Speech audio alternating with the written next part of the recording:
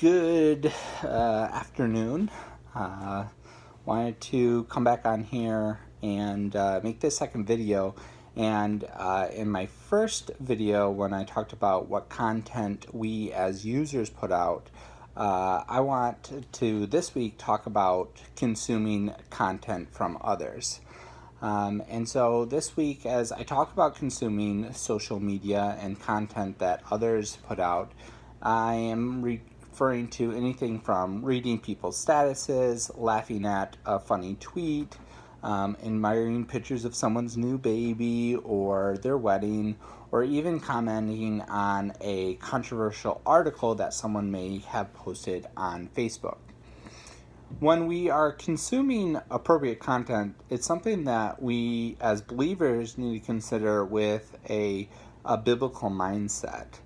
What is it that we consider to be appropriate may differ from one user to another, but it's also something that we receive great guidance in the Bible. In Philippians 4, verses 8 and 9, we are given a clear list of things that we should think about and focus on throughout our lives. And as we read in Philippians 4, we see that we're instructed to think about whatever is true, whatever is honorable, whatever is just, whatever is pure, whatever is lovely, whatever is commendable, whatever is excellent and worthy of praise. So in all of these things, we need to consider, is the social media that I am interacting with true, honorable, just, pure, lovely, commendable, and excellent and worthy of praise? And a lot of these things that we come across on our feed may not always be true or honorable or just, pure, and etc. Then we need to ask the question of, why is it that we are seeing those things? Are we interacting with those things in order to fill our time, or are those the things that we are also truly wanting to see?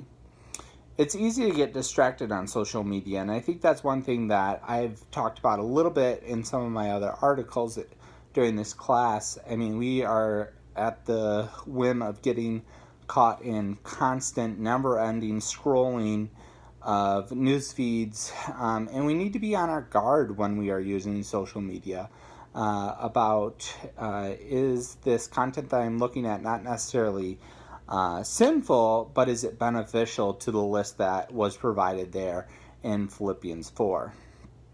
Social media, I believe, also has an open door to things that are not excellent and praiseworthy. It's a pit of never-ending news feeds, bringing us danger of finding things that are not beneficial for our minds, are not beneficial for our eyes, are not beneficial for our hearts, and are we truly wasting the gift of time that we have been given every day? Another thing that I also think with social media is that gift of time.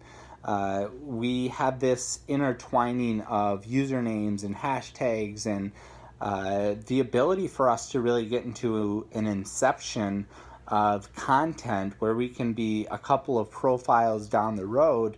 We can really be losing that time that we have been given. So I can't say that there's a limit to how long we should be spending on social media. If you feel like you're doing it for a organization, or you're doing it for, I don't know if the right word would be research, but we do need to consider how long we are on social medias.